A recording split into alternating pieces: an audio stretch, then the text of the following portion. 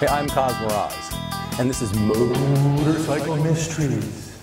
And in this episode, we're midnight riders on a graveyard run.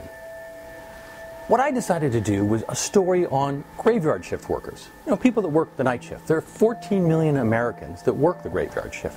I was intrigued by these midnight riders and graveyard shift workers. So what I did was, on a motorcycle, I rode only at night. I slept during the day.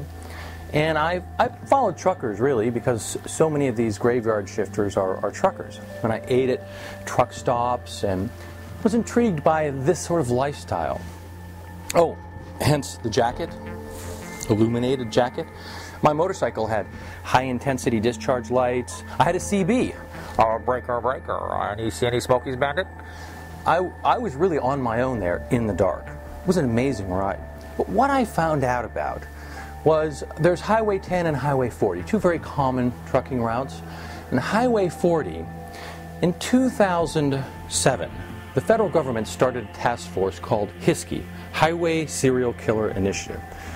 500 people had been murdered along Highway 40 over a period of time.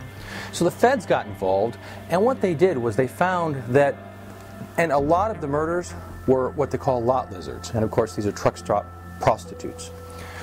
And a prostitute was getting picked up in Florida, murdered in Texas, and dropped in New Mexico, body dumped in New Mexico. So, and I'm not saying truckers are highway serial killers, but it's the perfect cover for a serial killer. So the feds got involved and they started doing some research. So I was doing sort of investigative reporting on this and started to find out a little more about the inside story on this, the corridor of death is what it was called. And you could look it up. Google search HSKI and the corridor of death. Well, I ran into a madam at one of the truck stops.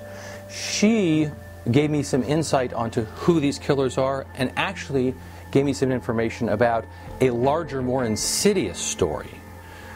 How many people do you think went missing last year?